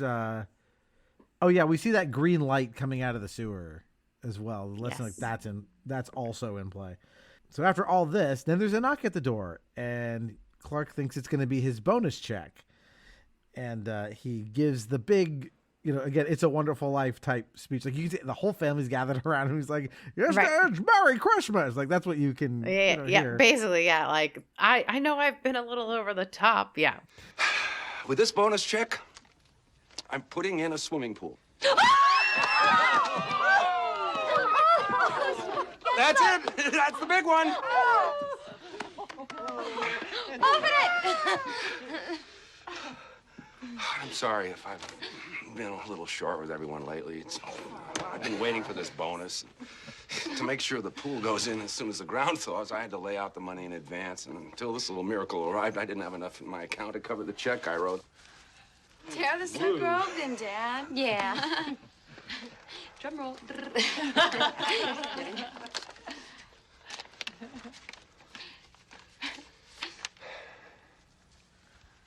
If there's enough left over, I'm going to fly you all down here to help us dedicate it. I can't swim, Clark. I know that, Eddie.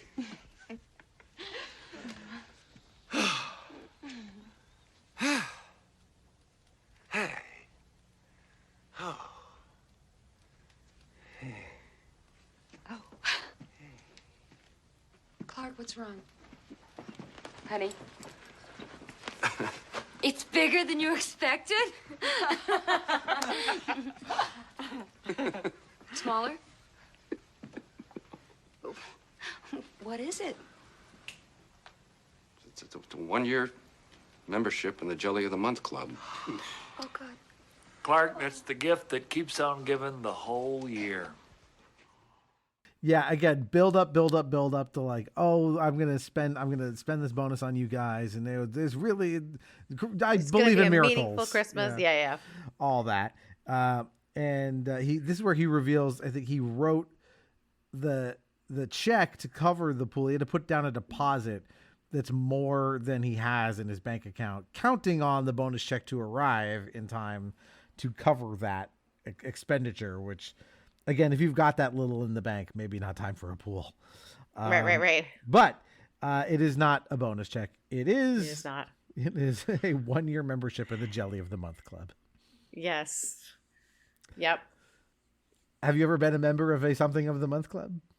Oh yeah. Yeah. Yeah. I belong to FabFitFun, which is a box that like sends exercise stuff and like beauty products and that kind of stuff. It is the best thing. It's like getting a gift every other, whatever. But I have I've bought whiskey of the month for family. Ooh. My parents, my brother's done like foreign, so it like does it boxes of like country snacks. So snacks from like Korea, or like a different box will come with snacks from different countries, and that they've done that before. My parents bought my niece and nephew something called the Kiwi Box, which is like a science STEM project every month for the kids. So we love a mailing item. Yeah, these are fun. Like Amy got me a Coffee of the Month club once. Ooh. I feel like there was one other one in there somewhere. I'm blanking on what it was, but yeah, these are good gifts.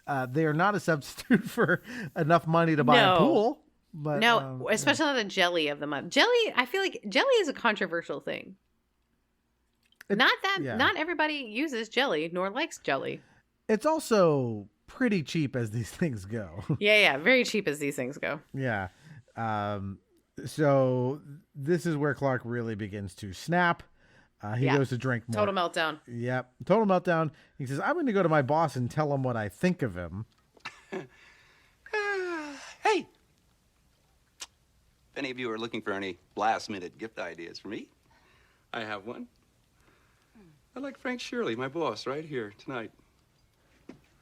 I want him brought from his happy holiday slumber over there in Melody Lane with all the other rich people. And I want him brought right here with a big ribbon on his head. And I want to look him straight in the eye, and I want to tell him what a cheap, lying, no-good, rotten, four-flushing, low-life, snake-licking, dirt-eating, inbred, overstuffed, ignorant, blood-sucking, dog-kissing, brainless, dickless, hopeless, heartless, fat-ass, bug-eyed, stiff-legged, spotty-lipped, worm-headed sack of monkey shit he is. Hallelujah! Holy shit! Where's the Tylenol? And Clark then heads out with his chainsaw to go procure a new tree for their destroyed one. Todd and Margot. And this should be creepy, but it's not, because this is the tone of the movie. Yeah, no, if you were having Christmas and your dad decided, I'm fucking angry and I'm going to go get my chainsaw, this is time to call the police. And tell my boss what he thinks about him. Yeah. Right? No, yeah, this is time to call the police. And the therapist, both and. Yes. Immediately. So, yeah, Todd and Margot are talking about finding a tree when one comes through their window as Clark is just cutting down something in the front yard. And he's still just holding on to the chainsaw. He's walking around the house like dressed as Santa. He cuts the top off of one of the parts of the banister there at the top of the stairs. Yeah. And he acts like this is some chore he's been meaning to do for a while. So, yeah, he puts presents under the tree, and we think, things are okay. Unfortunately, Bethany starts wondering, what's that sound coming from the tree? It is a squirrel. Right. And I forgot about this part. Not just any squirrel. This is this squirrel, again, to go back to Holy Grail, this squirrel does the same thing that the rabbit in Holy Grail does. Right. Well, this squirrel has been brought into a home and doesn't want to be there. Especially the Griswolds home. No. It's jumping into people's faces. There's a total panic, and I think the plan is he says to catch it in the coat and smack it with a hammer, but then it's on his back. They're running all over the house, and then the dog senses this and does what dogs do. Yeah. So now the whole house is being wrecked. The neighbors are at the door, and then the squirrel attacks them. And the dog then jumps out after the neighbors. So great stuff from Julia Louis-Dreyfus here. She's great in everything she's in, but she's so good. Another SNL alum was part of the cast. I forgot she was on SNL. She was on at the same time Eddie Murphy was. Yeah, so she and Chevy I think Chase. of her as Seinfeld. Yeah. Like in my mind, my age, the age that I am, she was on Seinfeld. Oh yeah, that was what she was on the most. But you forget she'd been around for a long time. She's so good. No, she's great, and she rarely gets to play kind of the I won't call her a villain, but like, you know, usually she's more of a protagonist character. She can be annoying or she can be like kind of morally gray, but rarely is she like, oh, she needs her comeuppance, you know? Yeah, this woman needed her comeuppance. I like that saying. Yep. And now we get the everyone wants to leave, and this is where Clark really snaps and really loses it. Nobody's leaving. Where do you think you're going? Nobody's leaving. Nobody's walking out on this fun, old-fashioned family Christmas. No, we're all in this together. This is a full-blown 4-alarm holiday emergency here. We're gonna press on, and we're gonna have the happiest Christmas since Bing Crosby tap danced with Danny fucking Kaye. And when Santa squeezes his fat white ass down that chimney tonight, he's gonna find the jolliest bunch of assholes this side of the nuthouse. You're goofy. Don't piss me off, Art. Clark, it's over. Not according to Santa's watch, it isn't. Now, come on, son. Stay out of this, Dad. Clark, I think it's best if everyone just goes home before things get worse. Worse? How could they get any worse? Take a look around you, Ellen. We're at the threshold of hell. Yeah, my neighbors have a sign that says that we're the jolliest bunch of assholes this side of the North Pole or something. Whatever the exact thing he says, they have as a sign in their yard. Yeah, again, like this is the highlight of any vacation movie, which is like Clark losing his shit. And again, like there's a monologue in Planes, Trains, and Automobiles where Steve Martin loses it. There's a couple actually. And you can tell this was written by the same person. John Hughes knows how to write really funny, witty rage. Yeah. I just caught up on Steve Martin's Only Murders in the Building. I mean, just clever. He's a clever actor. He acts small to make it big. He's so good at the small moment that actually is a lot. So when he overreacts, it's so funny. It's the same as Chevy Chase because they play small to then graduate to something that's just like, this is overwhelming. Well, my friend and Dan Oster, who was their guest on the Planes, Trains, and Automobiles, made an observation about Steve Martin that applies to Chevy Chase here, which is when someone's really angry, usually that is, you know, it's okay in a comedy for someone to get angry if you don't want to like them afterwards, usually, or they're going to have to redeem themselves in some way. But for these characters, you don't lose your kind of attachment to them. Lose nothing. You lose nothing. Yeah, and the reason is their anger is so ineffectual, right? It is literally like a man just like raising his fists at the sky. Right. And so that just makes it comical. And even the way the family acts, like, oh, okay. Like, no one is afraid of him, which is lovely too, right? Like, that's sort of somewhat healing in some ways. Like, for people who came from families with yelling and things like that, like, he yells and everyone's just kind of like, okay. Yeah. Like, I love the son. The way the son deals with him, like, all right, Dad, better luck next time, buddy, kind of thing. Like, I love their relationship. It's so good. Yeah. Again, Rusty is a good, like, grounding. Oh, he's so good. Yeah. And we ask, how can it get any worse? Cut to a quick shot of the RV at a very fancy house that we understand is the boss's house. Right. So Eddie has taken it upon himself to give him the very nice present for Christmas. Right. And now we get another kind of touching moment where Clark Sr. kind of pulls his son aside and goes like, you know, you maybe shouldn't lose your temper so much. But this is I like this moment. Again, like this isn't the most like heartfelt John Hughes movie, but you need some of this stuff to to have it not come apart at the seams. And this is a nice moment between father and son. Yeah, I think it's really good. Yeah. I think he asked his dad, how did he get through it? All the other Christmases, and he goes, a lot of drinking. I'm like, yeah, not great, but okay. But Chevy Chase, he asked his dad to do their, I guess, a family tradition, which is the reading of 'Twas the Night Before Christmas, which has its actual title is something else that I'm blanking on it, but that's how everybody knows it. 'Twas the Night Before Christmas and all through the house. It's like a visit from Santa or some like bland title. I forget what it's actually called. Anyway, so his dad retires from that post, and Clark reads the poem to everyone. So you think everything's going well, but we all know.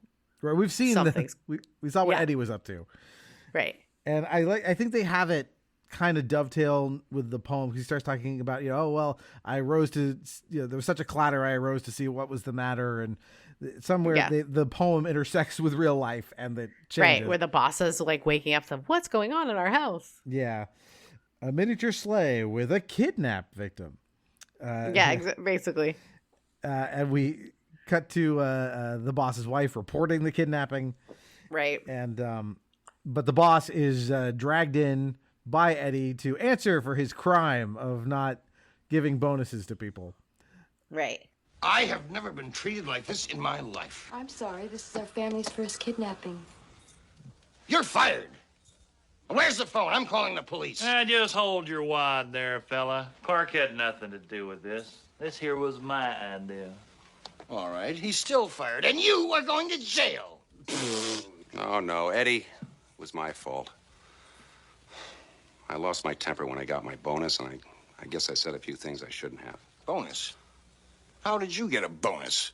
I cut out bonuses this year. Yeah, and thanks for telling us. I was expecting a check. Instead, I got enrolled in a jelly club. 17 years with the company. I've gotten a Christmas bonus every year but this one. If you don't want to give bonuses, fine. But when people count on them as part of their salary, oh, what you did is just plain... Sucks. Thank you, Russ. My cousin-in-law, whose heart is bigger than his brain...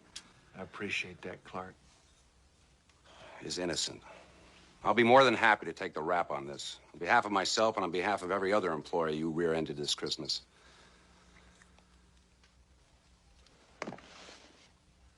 This is our kind of Scrooge moment here. Right.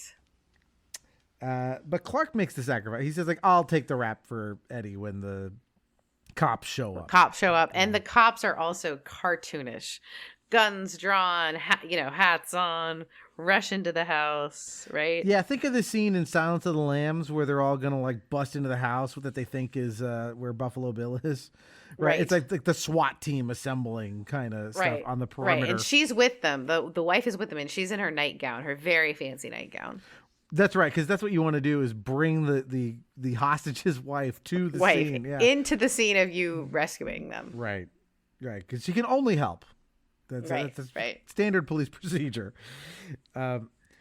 So Clark tells off his boss and basically says, like, what you did sucked. We were all counting on those bonuses, and he did it for cost cutting reasons. He said no bonuses here. Didn't tell anybody apparently. No. Shitty. And that's when we fall in love with his wife, the boss's wife. Yeah, because she comes in. I love this. She's like, "You did what?" She's like, "You didn't." He's like, I recanted. I've already changed my mind. I'm going to give out the bonuses this year. Yeah. And for no apparent reason, the police assault Julia Louis-Dreyfus's house. Yeah, I don't know why, but it's good.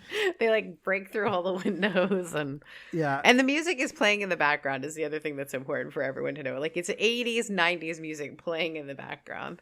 Yeah, I almost feel like there's a cut scene somewhere, something that would explain why they went after her house. I mean, it's the wrong address, I think. I don't know, but they're all showing. I mean, they're at the house with all the lights on it where the Griswolds are, like the RV's right there. They don't show any reason for it. So I was thinking about it for a second, like, wait, did I miss something? Did I? It sounds like there must be a cut scene. Yeah, I was like, was it while I was taking notes? I forgot to look up at the screen for a second and something went by, but no, it's just to add insult to injury, I think. Yeah. So yes, this is a big misunderstanding. And I like what Brian Doyle Murray says. I did something I shouldn't have done, and I got called on it. Which, this is the true Christmas fantasy where the rich guy where your boss is like, "Wait a minute, now I see the light." Yeah, there's not enough ghosts in the world to convince Elon Musk to do something like this. Oh my gosh, no, Jeff Bezos. Yeah, no, there's not enough Jacob Marleys to do it. So the kids see a shooting star. And like, is it Santa Claus? And Clark says, no, it's the Christmas star. And he explains what it means to him, which this is actually sweet. Yeah. Clark, it's Santa Claus. No, it's the Christmas star. And that's all that matters tonight. Not bonuses or gifts or turkeys or trees. See, kids, it means something different to everybody. Now I know what it means to me. That ain't the friggin' Christmas star, Grizz. It's a light on the sewage treatment plant. Sewer gas? Don't drop that!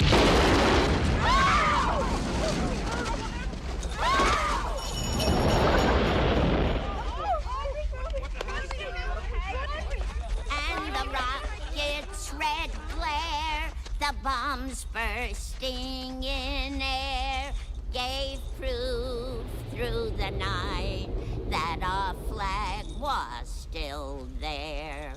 Oh, say does that star-spangled banner yet wave o'er the land of the free and the home of the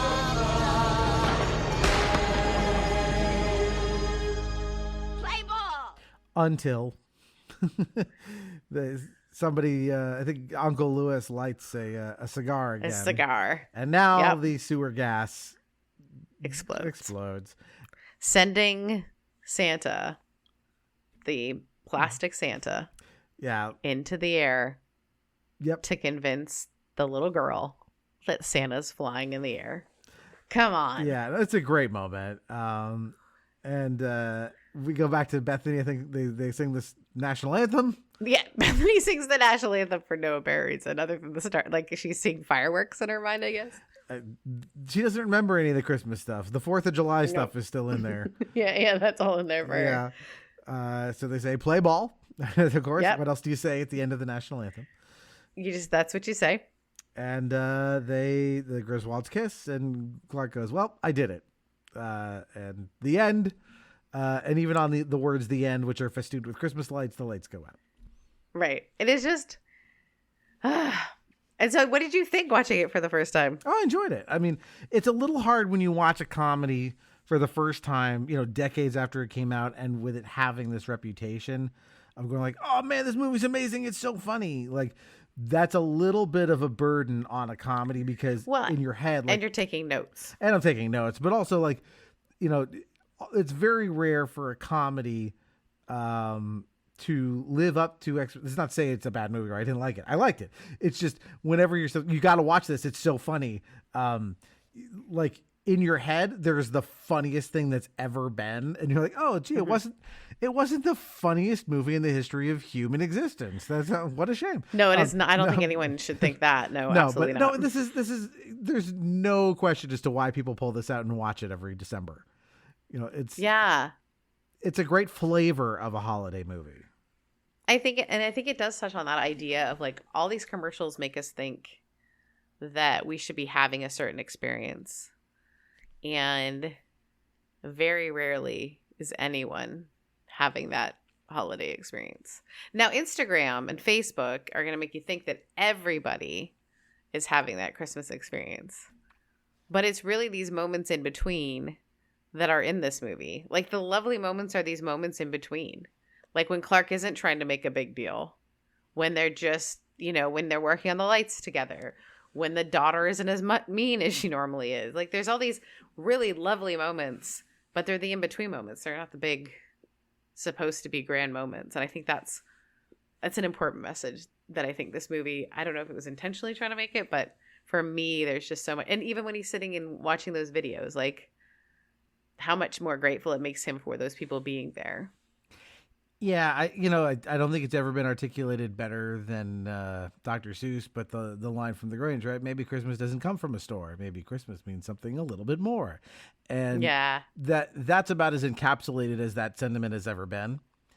Mm-hmm. And that's, what underlies, I think, most of the best Christmas movies, because that is the central dilemma, I think, with Christmas, which is, there's the material aspects of it, the fact that there's so much pageantry that goes into the setup for the holiday. There's so many like things to do and things to get right. And, you got to try and get along with all your disparate relatives. There's all of that pressure.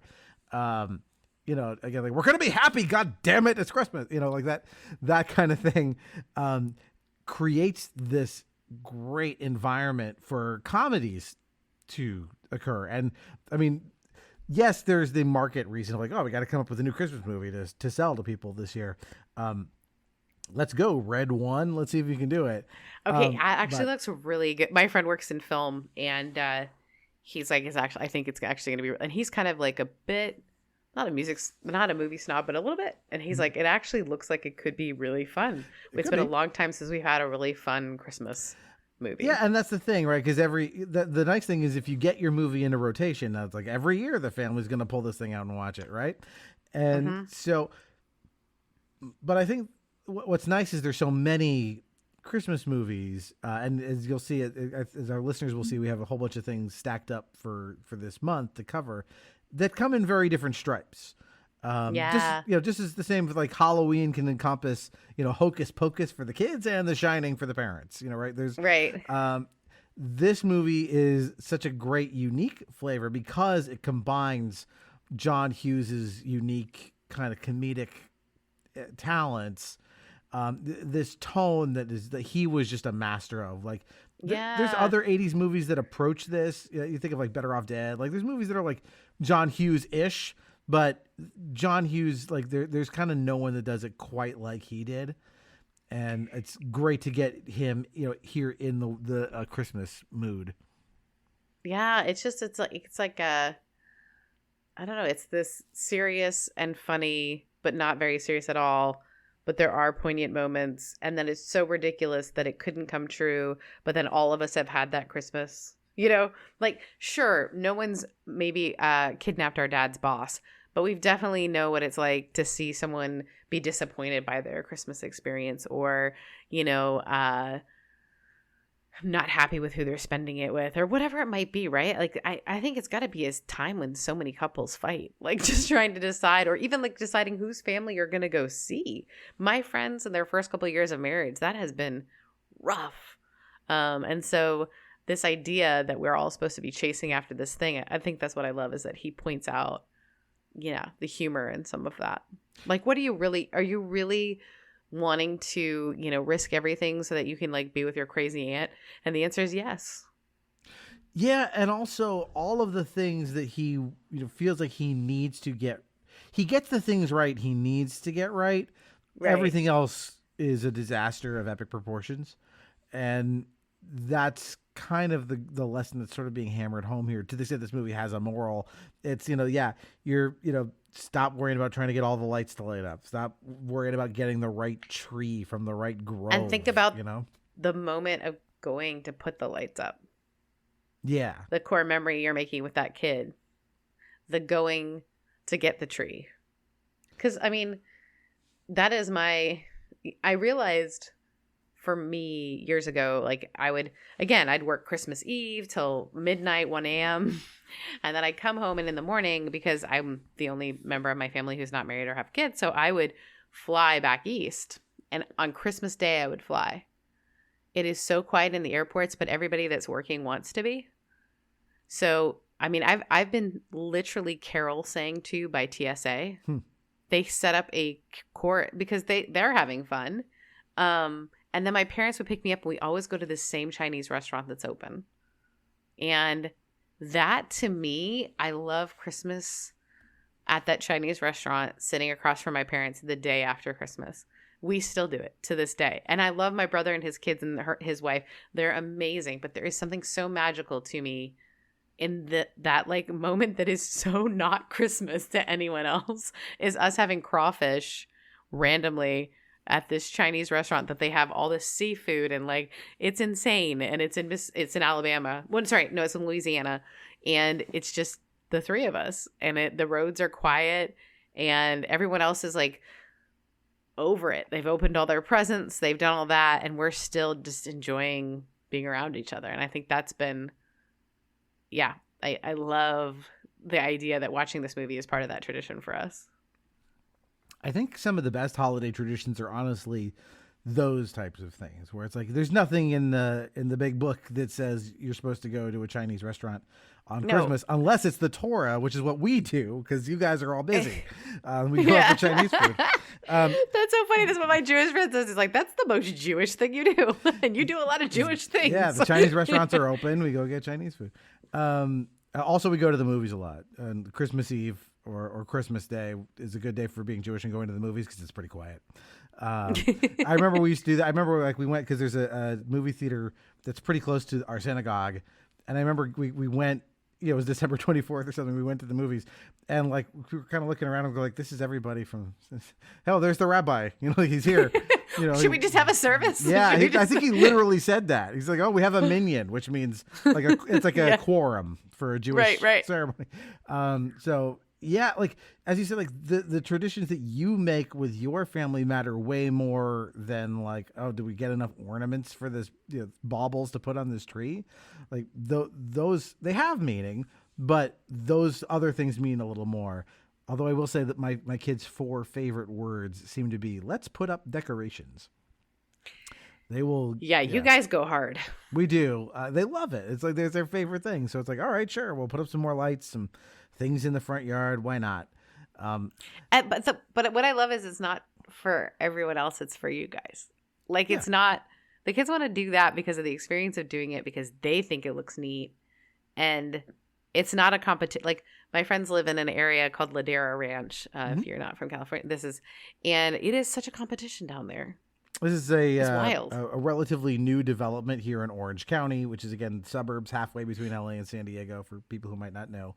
And yeah, I could imagine out there that it's a lot of I guess yuppies for lack of a better word. And my kid has to have the better Christmas thing, and everything needs to match and all that kind of stuff. And I think our favorite thing is we put out these really ugly decorations that my brother and I made, and every year we argue over which one of us made it. And it's like become our family tradition where my dad will put it out and he takes a picture of it, and that's how we know Christmas has started. Yeah, it's almost sad that like the ugly Christmas sweater thing has been so co-opted that now it's like fun of like I get nothing but Facebook ads trying to sell me different ugly sweaters. Like, ooh, do I want the Legend of Zelda one or do I want the Lord of the Rings one? I think my brother has that one. Yeah, like one of these days I'm gonna succumb to advertising and buy one of those. But this movie, kind of to bring it back around to Christmas Vacation, it does such a good job of kind of like, satirizing where we get excessive on Christmas stuff versus where kind of like the focus needs to be. And I think that's just a great kind of piece of this movie and why it's going to last. But we're kind of rounding down to the end of the podcast. So I'll ask you what I usually ask everybody, which is, why do you think this thing still endures? Why are we still nostalgic for this movie 35 years, wow, after it came out? I think it's because we can see ourselves in all the characters. We have been the little sibling who like just wants the older sibling to think they're cool. We've been the older sibling that just wishes, that like, oh, I have to spend time with my family, but secretly you want to spend time with your family. I think we can relate to all the characters. I think there's something lovely about no one's perfect in this movie. No one, even the main character. Even the mom, I think she smokes a cigarette in this one. Isn't it? Is this the one she does and gets called on it. She's like, nope, wasn't smoking. Yeah, I think like everyone in this movie is not perfect and is trying so hard to show up to what they think should be perfect. And because they can't, it ends up being this perfect experience. And I think we all hope for that. We all hope for the things that are weird about our family eventually being something that we laugh at, So I think it's just going to last a long time. I think especially for those of us who are 80s and 90s kids, it's nice to see a different world that doesn't exist anymore in some ways, like where everyone has a big enough house that their whole family could sleep in it, that is not, especially in California, that does not exist. I think it'll endure because it does have some of those deeper lessons in it. And I look forward to watching it this year already. Yeah, I think, how many movies have been made with the basic premise of my family's nuts, or look at this collection of weirdos that are all a family. And this is the Christmas version of it, but you also have things like even the Addams Family or like the Royal Tenenbaums. Like there's so many articulations of this concept, which gets back to kind of like, yeah, we're all kind of nuts, aren't we?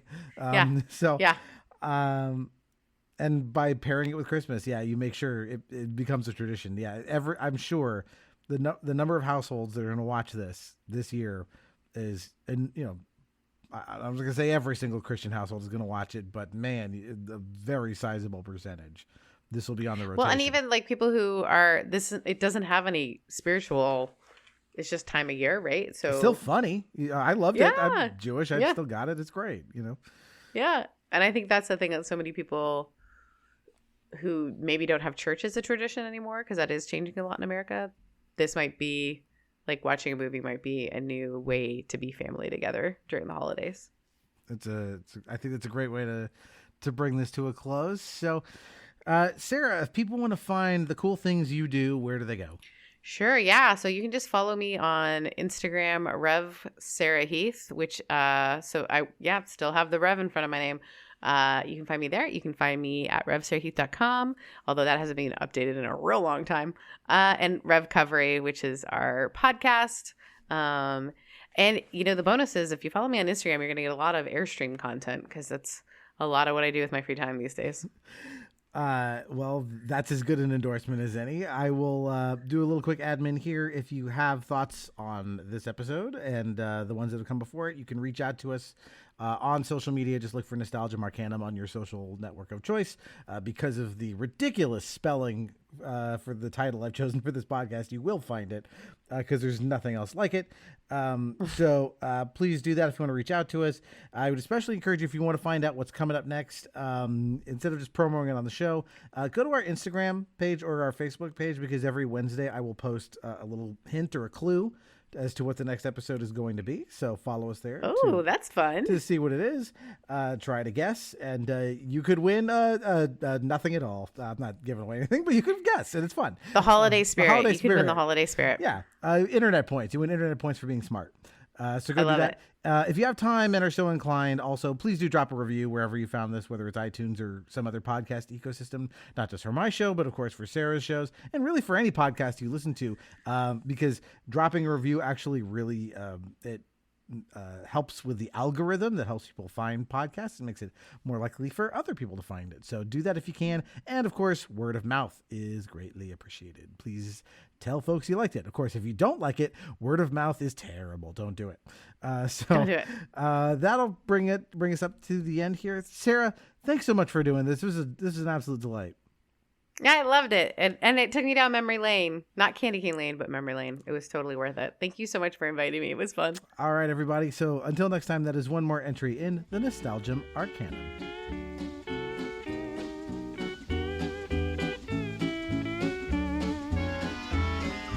Mele Kalikimaka is a thing to say on a bright Hawaiian Christmas day. That's the island greeting that we send to you from the land where palm trees sway. Here we know that Christmas will be green and bright, the sun to shine by day and all the stars at night. Mele Kalikimaka is a wise way to say Merry Christmas to you. Mele Kalikimaka is the thing to say on a bright Hawaiian Christmas day.